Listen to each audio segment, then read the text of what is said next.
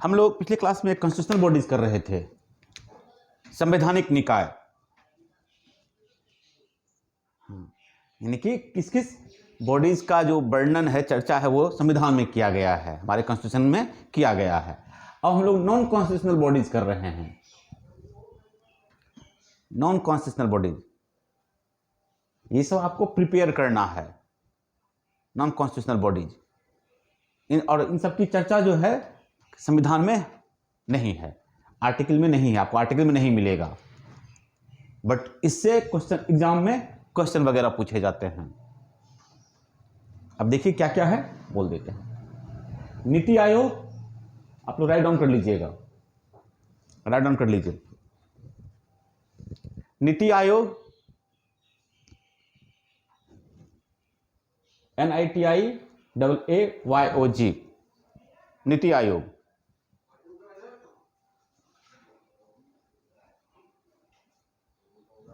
दूसरा है national human rights commission, national human rights commission.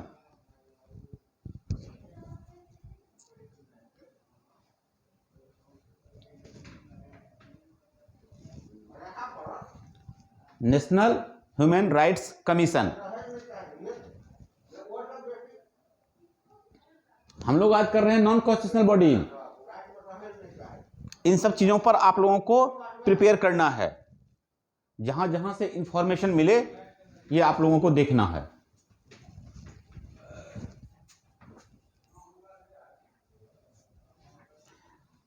अभी तक जो हम लोग किए थे वो हम लोग संवैधानिक निकाय किए थे, कॉन्स्टिट्यूशनल बॉडीज किए थे, यानी कि जिसकी चर्चा संविधान में की गई है।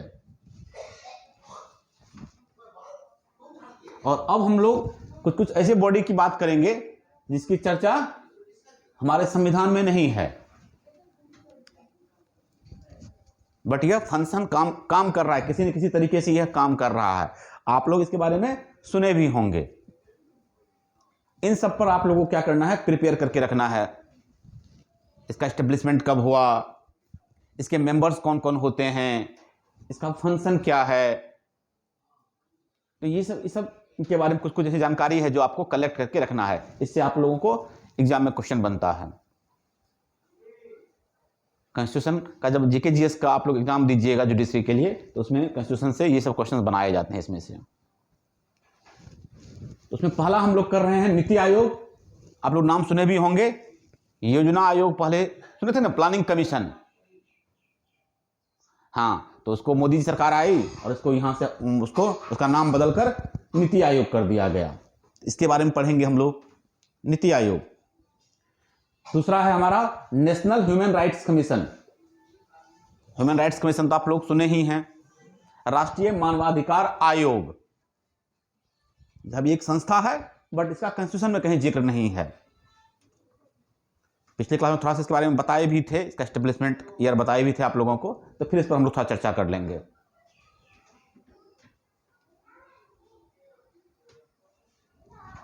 National human rights commission.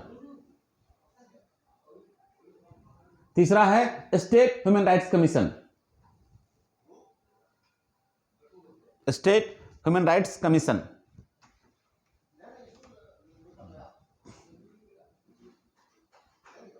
चौथा central information commission, central information commission.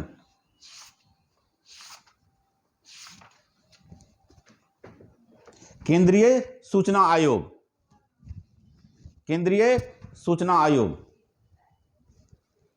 उसके बाद स्टेट इंफॉर्मेशन कमीशन, राज्य सूचना आयोग।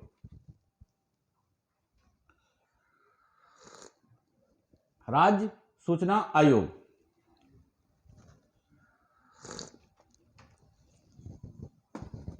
उसके बाद सेंट्रल विजिलेंस कमीशन,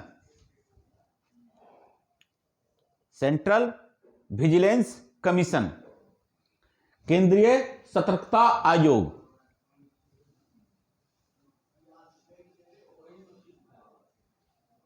केंद्रीय सतर्कता आयोग। इसके बाद है central bureau of investigation, CBI आप लोग सुने ही नाम, सेंट्रल ब्यूरो ऑफ इन्वेस्टिगेशन, केंद्रीय अन्वेषण आयोग।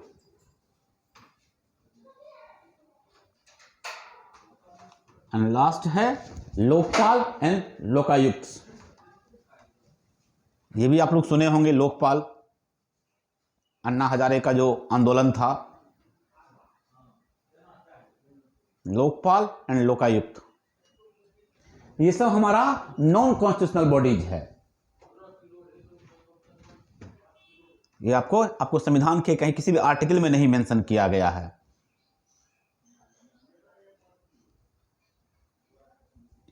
Okay. Central vigilance commission, central vigilance commission,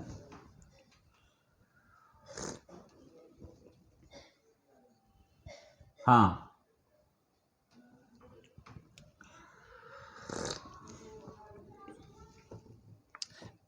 हम लोग सीबीसी ही पढ़ते हैं, इसी का पूरा शाखा होता है, होता नहीं है बट इसी का ब्रांच होता है, शाखा होता है जो सीबीसी के अंदर काम करता है। इसको हम लोग सीबीसी बोलते हैं।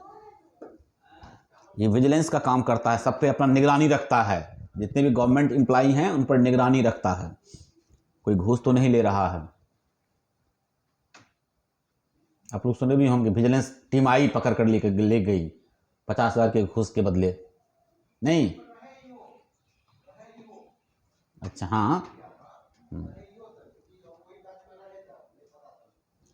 ठीक है। इस सब को हम लोग प्रिपेयर करना है। तो सबसे पहले हम लोग थोड़ा सा नीति आयोग का करते हैं। हम लोग कैसे करना है बताते हैं आप लोगों को। नीति आयोग, आइए, नीति आयोग, NITI, इसका स्पेलिंग है NITI, नीति आयोग।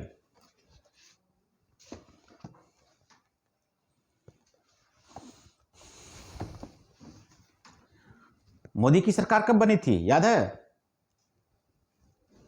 पहली बार कौन से ईस्वी में बनी थी मोदी की सरकार?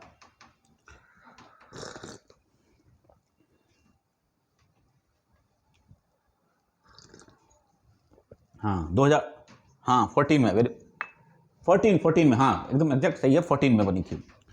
13 अगस्त 2014 को ये मोदी सरकार ने घोषणा की कि योजना आयोग के जगह पे एक नई संस्था हम लोग ला रहे हैं, एक नया निकाय ला रहे हैं हम लोग। ये घोषणा किया था 13 अगस्त 2014 को, ठीक है, कि हम लोग योजना आयोग के जगह पर कुछ एक नया आयोग बना रहे हैं, जो जिस तरह से योजना आयोग काम कर रहे थे उसके बदले यह कमेटी काम करेगी, यह आयोग काम करेगा। 1 जनवरी 2015 को इसका जो स्थापना किया गया नीति आयोग का, वह लिख लीजिएगा आप लोग, 1 जनवरी 2015, 13 अगस्त 2014 में घोषणा की और 1 जनवरी 2015 में नीति आयोग की स्थापना जो है योजना आयोग के बदले में कर दिया गया। उसको हटाकर नीति आयोग लाया गया। 1 अगस्त 2015, सॉरी 1 जनवरी 2015। इसका फुल फॉर्म जानते हैं आप लोग? इसका फुल फॉर्म होता है, लिख लीजिएगा आप लोग, national institution for, NITI, national institution for transforming India, national institution for transforming India.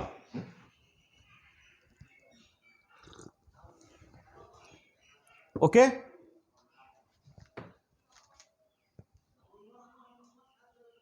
हाँ, ये इसका बेसिक इंफॉर्मेशन है। इसी तरीके से आप लोगों को इंफॉर्मेशन कलेक्ट करना, जितना चीज लिखाए हैं इंफॉर्मेशन कलेक्ट करना है।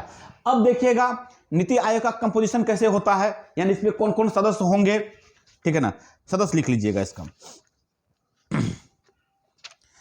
जो प्राइम मिनिस्टर ऑफ इंडिया होंगे वह इसके चेयरपर्सन होंगे। इसका जो कंपोजिशन होता है, इसको जो बनाया जाता है, इसका जो संगठन हुआ है वह किस तरीके से हुआ है, ठीक है? जो भारत के प्रधानमंत्री होंगे वह इसके अध्यक्ष होंगे बाय डिफॉल्ट, जैसे योजना आयोग में था, सेम योजना आयोग के भी अध्यक्ष जो होते थे वो प्राइम मिनिस्टर ही होते थे। तो इसी तरह नीति आयोग का जो अध्यक्ष होगा वह भी प्रधानमंत्री ही होंगे। ठीक। दूसरा, अब इसके देखिएगा गवर्निंग काउंसिल में कौन कौन से लोग होते हैं, इसके ध्यान सुनिएगा इस चीज को। गवर्निंग काउंसिल में chief minister of all the state, chief minister of the union territory, जैसे कि दिल्ली में है, पुडुचेरी में है, जम्मू एंड कश्मीर में है, and lieutenant governors of other union territory. जहां पे चीफ मिनिस्टर होते हैं, इस तरह के यूनियन टेरिटरी जहां पे चीफ मिनिस्टर होते हैं, वहां के चीफ मिनिस्टर इसके सदस्य होंगे। और जिस यूनियन टेरिटरी में चीफ मिनिस्टर नहीं होते हैं वहां पे उपराज्यपाल होते हैं ना, जानते हैं ना आप लोग। हाँ, दिल्ली में चीफ मिनिस्टर होते हैं, राज्यपाल तो होते ही हैं। हाँ, एलजी वहां भी होता है, बट वहां चीफ मिनिस्टर भी तो है ना। जहां पे चीफ मिनिस्टर होते हैं वहां के चीफ मिनिस्टर इसके सदस्य होंगे, लेकिन जहां पे चीफ मिनिस्टर नहीं होते हैं वहां के लेफ्टिनेंट गवर्नर जो होंगे वो इनके सदस्य होंगे। दिल्ली में, पुडुचेरी में और जम्मू कश्मीर में चीफ मिनिस्टर होते हैं। ओके। हाँ, इन तीनों को छोड़कर और भी जो यूटी है, यूनियन टेरिटरी है, उसके जो लेफ्टिनेंट गवर्नर होंगे वो क्या, एलजी जो होंगे वो इनके सदस्य होंगे, इनके गवर्निंग काउंसिल में होंगे। इस टीम को गवर्निंग काउंसिल बोलते हैं। बाकी जितने स्टेट हैं उनके जो सीएम होंगे, चीफ मिनिस्टर होंगे, गवर्निंग काउंसिल के मेंबर होंगे। क्लियर? हाँ, नेक्स्ट। अब देखिए रीजनल काउंसिल से कौन कौन होते हैं। Regional council, these are formed to address a specific issue and contingency impacting more than one state or a region। आप लोग लिख लीजिएगा, रीजनल काउंसिल लिख लीजिएगा, हम लिखा दे रहे हैं आप लोगों को। these are formed for a, लिख लीजिएगा, इसको आप लोग राइट डाउन कर लीजिए, बड़ा इंपॉर्टेंट चीज है। these are formed to address a specific issue and contingency impacting more than one state or a region।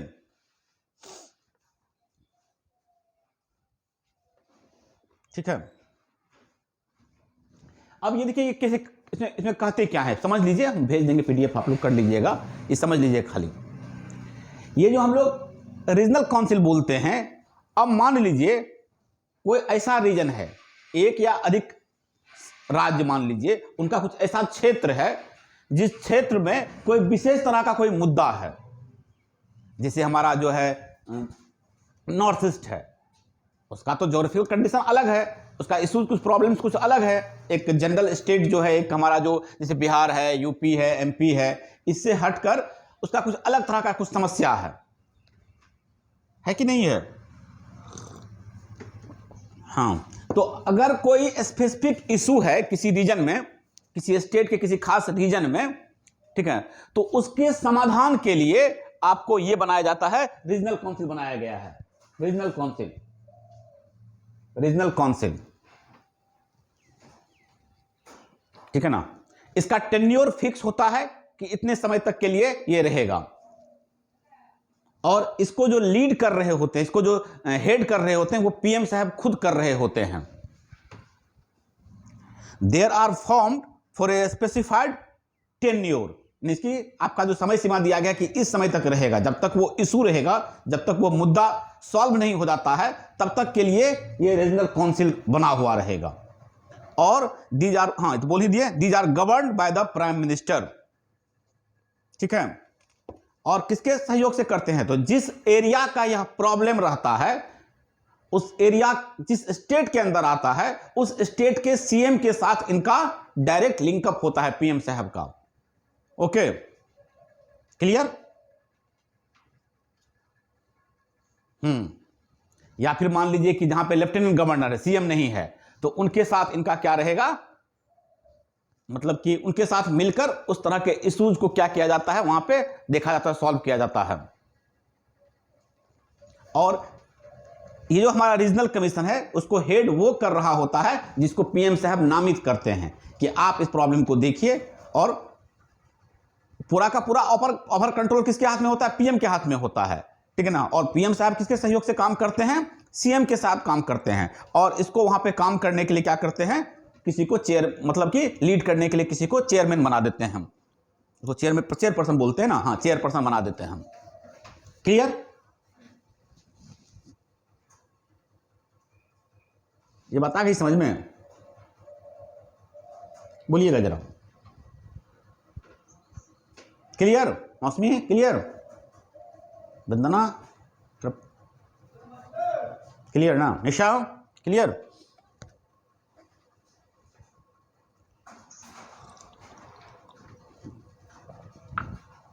इसके बाद नेक्स्ट आ जाइएगा इसी में। अब देखिएगा स्पेशल इनवाइट्स किसको किया जाता है, स्पेशल इनवाइट्स, स्पेशल इनवाइट्स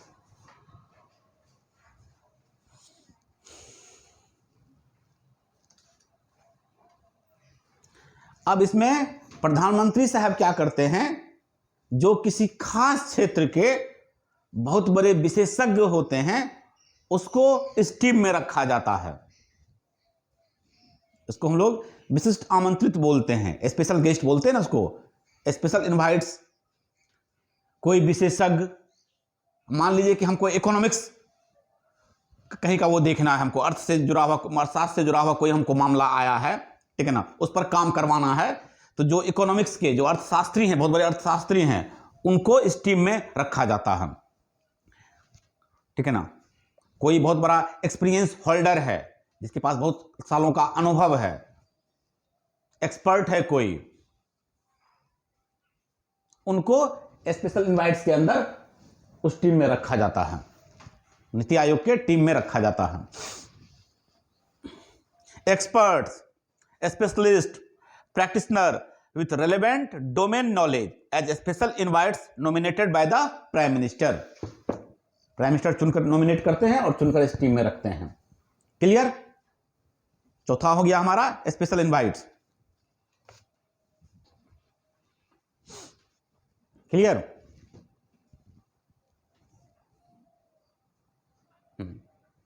अब कुछ कुछ आप लोग ध्यान से समझ लीजिए, इस चीज को लिखेगा। Full time, fifth number, full time organisational framework, इसको हम लोग बोलते हैं पूर्णकालिक सांगठनिक ढांचा। और देखिए कौन कौन से कैसे इसको बनाया जाता है, इसको पूर्णकालिक सांगठनिक ढांचा, सुन लीजिए। अध्यक्ष तो हो ही गया, अध्यक्ष कौन हुए इसके, नीति आयोग के, नीति आयोग अध्यक्ष कौन हुए, चेयरपर्सन कौन हुए, प्रधानमंत्री हुए। हाँ अब देख अब सेकंड नंबर पर आता है वाइस चेयरमैन, वो हो गए चेयरमैन। अब देखिए vice chairman, vice chairman, vice chairman, इसको प्राइम मिनिस्टर अपॉइंट करते हैं, और इसका जो दर्जा होता है वह कैबिनेट मिनिस्टर का दर्जा होता है। He is appointed by the prime minister, he enjoys the rank of cabinet minister, इसको कैबिनेट मिनिस्टर का दर्जा मिलता है। जो भी नीति आयोग का उपाध्यक्ष होगा, प्रधानमंत्री के पास तो बहुत सारा काम होता है, उसको विदेश घूमना होता है, बहुत तरह का उनके ऊपर बर्डन होता है, तो वो इस आयोग को सही तरीके से टाइम नहीं दे पाएंगे। इसीलिए क्या करते हैं, प्राइम मिनिस्टर एक उपाध्यक्ष को नॉमिनेट कर देते हैं, वाइस चेयरमैन को, इसीलिए इसको कैबिनेट मिनिस्टर का दर्जा दिया भी जाता है। अभी जानते हैं कौन है नीति आयोग का उपाध्यक्ष, कौन है, ये अक्सर पूछता है। अध्यक्ष प्राइम मिनिस्टर हो गया, सभी लोग याद किए हुए हैं, उपाध्यक्ष साहब बदलते रहते हैं, तो ये आपको याद रखना पड़ेगा, योजना आयोग के उपाध्यक्ष, ठीक है। तो ये आप लोग याद करेंगे, ढूंढेंगे, इसको पढ़ेंगे, और बार बार उसको जब भी एग्जाम देने जाएंगे चेक कर कर जाएंगे कि जिस तरह से हम लोग याद करते हैं कि अभी सुप्रीम कोर्ट के जस्टिस कौन हैं, हाई कोर्ट के जस्टिस कौन हैं, उसी तरीके से नीति आयोग के उपाध्यक्ष कौन हैं, यह भी हम लोग याद करके जाते हैं। ओके, एक उपाध्यक्ष हो गया। अब देखिएगा, उसके बाद आप लोग को बता ही दिए थे, इसके सदस्य में बता ही दिए, हाँ वो तो हो ही गया। अब आइए इसके मेंबर में, मेंबर्स मेंबर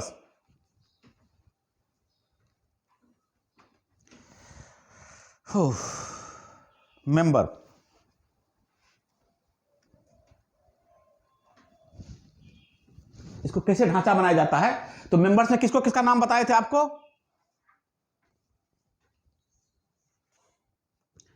हाँ इसका आप ढांचा समझ लीजिए। पहले एक ऊपर में चेयरमैन साहब हो गए, हमारे चेयरपर्सन हो गए पीएम, उसके बाद आ जाइए वाइस चेयरमैन हो गए हमारे, इसके बाद मेंबर्स हो गए। मेंबर्स भी जो है कैबिनेट मिनिस्ट्री का दर्जा रखेंगे, ठीक है ना। यह राज्य मंत्री जो होता है आपका उस पद के बराबर होता है जो स्टेट मिनिस्टर होता है, राज्य मंत्री, ठीक है। ये हुआ फुल टाइमर। जो मेंबर्स होंगे ये फुल टाइमर मेंबर्स होंगे। इसमें से कुछ फुल टाइमर्स मेंबर होते हैं और कुछ जो होते हैं पार्ट टाइम मेंबर्स होते हैं। अब लिखिएगा पार्ट टाइम मेंबर्स। अब देखिए पार्ट टाइम मेंबर्स में कौन लोग होते हैं। Part time members, 2 member part time members होंगे जो किसी भी यूनिवर्सिटी से, किसी रिसर्च ऑर्गेनाइजेशन से या कोई रिलेवेंट ऑर्गेनाइजेशन से, इंस्टीट्यूशन से, ठीक है। 2 ऐसे पार्ट टाइम मेंबर होंगे जो किसी यूनिवर्सिटी से होंगे या किसी रिसर्च ऑर्गेनाइजेशन से होंगे या संबंधित कोई इंस्टीट्यूशन जो इस तरह का काम करती होगी वहां से 2 सदस्य होंगे। इसका एक फिक्स टेन्योर होता है और उस टेन्योर में इनका रोटेशन होते रहता है। Okay, clear. चलिए नेक्स्ट, इसके बाद एक्स ऑफिसो लिखिएगा। एक्स ऑफिसो मेंबर, देखिए कितने लोगों से मिलकर बनता है ये एक्स ऑफिसो मेंबर।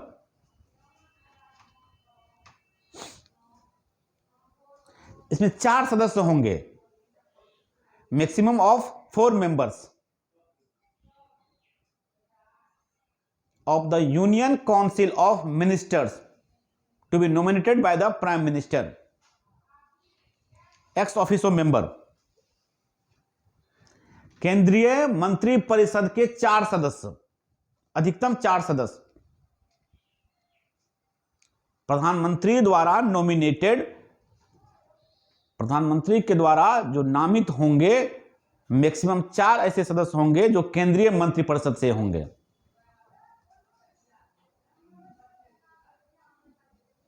ठीक है, इसको एक्स ऑफिसो मेंबर बोलते हैं। उसके बाद chief executive officer, CEO, chief executive officer,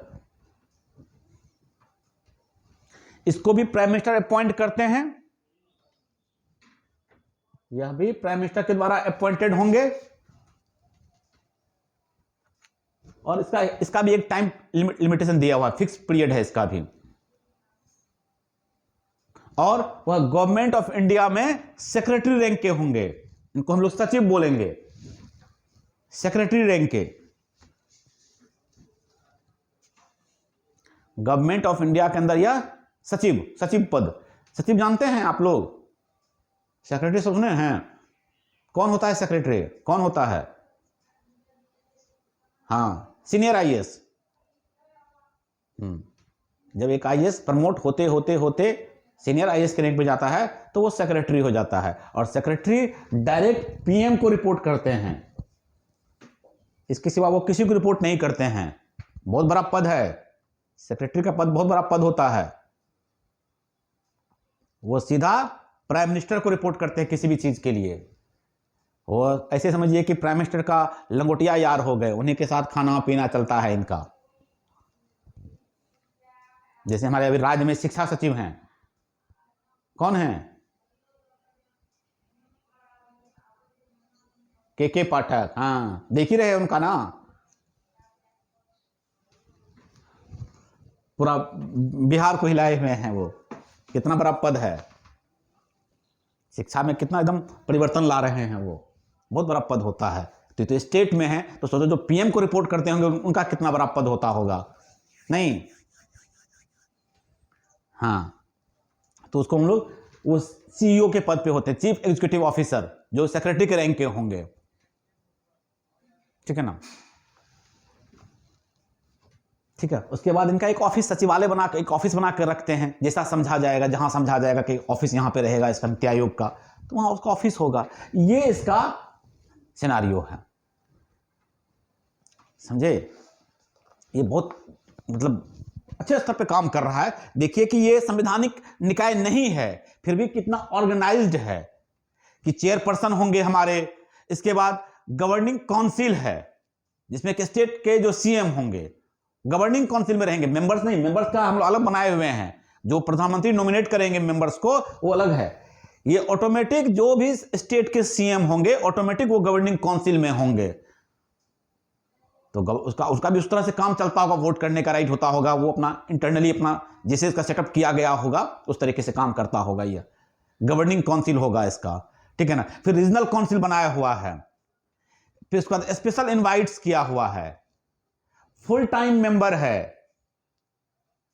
ठीक है, सीईओ बनाया गया है, पार्ट टाइम मेंबर है, एक्स ऑफिसो मेंबर है, सीईओ बता ही दिए हैं, इसका एक ऑफिस सेक्रेटरीट बोलते हैं, उसको भी सचिवालय बोलते हैं, एक ऑफिस उस तरीके से। तो बड़ा अच्छे तरीके से इसको जो है इसका ढांचा बनाया गया है, इसलिए इसको पढ़ने की जरूरत होती है। गैर संवैधानिक निकाय है ये, ठीक है ना, इसीलिए इसको पढ़ने की जरूरत होती है, ठीक है। इसको जो है गैर संवैधानिक निकाय का मतलब हुआ कि संविधान में इसका कहीं कोई प्रोविजन नहीं है, बल्कि केंद्रीय मंत्रिमंडल के द्वारा, और ये स्टैट्यूटरी बॉडी भी नहीं है।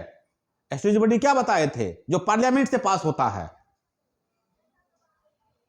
समझे? कॉन्स्टिट्यूशनल बॉडीज किसको बोलते हैं हम लोग? जिसका कि चर्चा संविधान में किया गया है, जो संविधान में इंसर्टेड है, संविधान में किसी न किसी आर्टिकल में आया है, दैट इज कॉन्स्टिट्यूशनल बॉडी।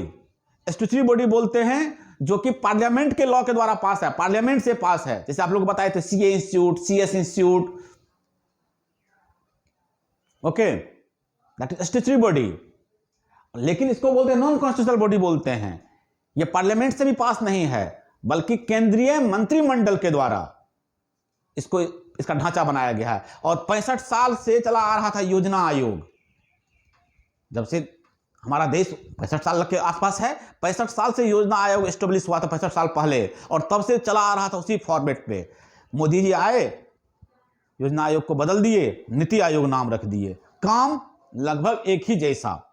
और इनके पीछे जो था, इनका जो मोटो था नाम बदलने का, मतलब कि इस हिसाब से ही वो बताए, बोले कि चूंकि अभी हम लोग ट्रांसफॉर्मिंग कंडीशन में हैं, इकोनॉमिक के क्षेत्र में, एजुकेशन के क्षेत्र में, सोशल सामाजिक ढांचे के क्षेत्र में अभी हम लोग ट्रांसफॉर्म हो रहे हैं, इसीलिए नाम रखा इन्होंने, ठीक है, national institution for transforming India.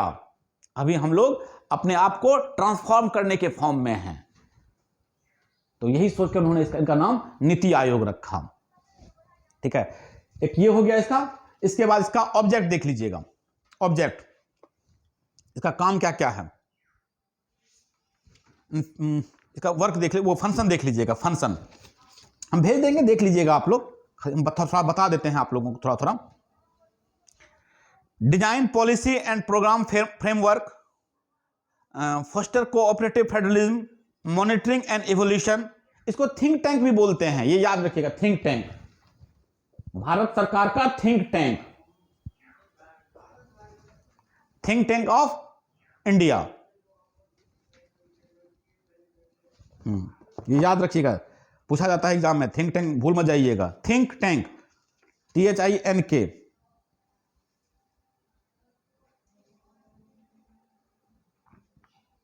ठीक है।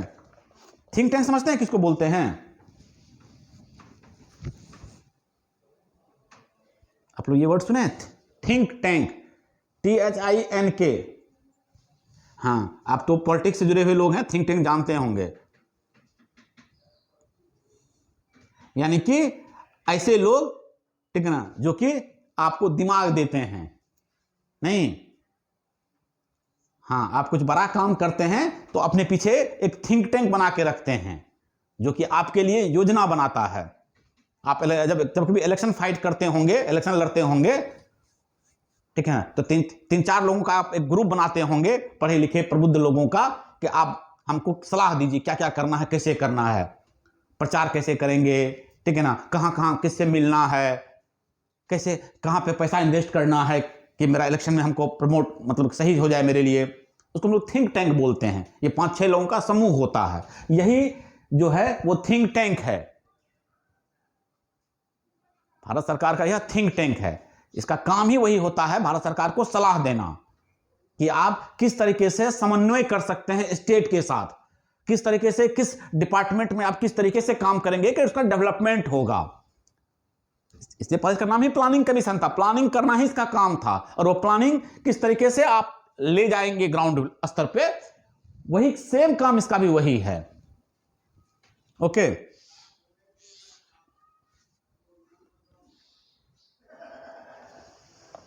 ठीक है। इसमें आप लोग कुछ कुछ सुने भी होंगे, जो दिया है थिंक टैंक का, जो कुछ कुछ रिजल्ट आया है आप सुने होंगे। अंत्योदय सुने हैं? अंत्योदय, हाँ, ये सब उन्हीं का दिया हुआ है सारा योजना, ठीक है। अंत्योदय होगा। इसके बाद आप लोग विलेज स्तर पे काम हो रहा है, हम बता भी देते हैं कुछ कुछ जो काम कर रहा है अभी। अंत्योदय, उसके बाद विलेज लेवल पे काम हो रहा है अभी डेमोग्राफिक डिविडेंड, ठीक है ना, गवर्नेंस, गुड गवर्नेंस कैसे किया जाए, सस्टेनेबिलिटी,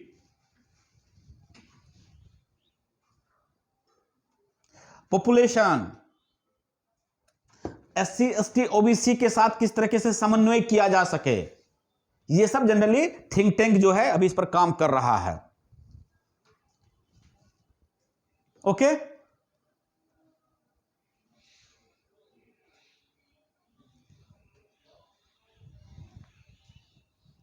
तो इसको आपको अच्छे से प्रिपेयर करना है। बाकी हम सारा इसका जो ऑब्जेक्ट है, बाकी बेसिक बात बता ही दिए हैं, बाकी इसका फंक्शन क्या है उतना हम लिखवा नहीं पाएंगे अभी, ठीक है।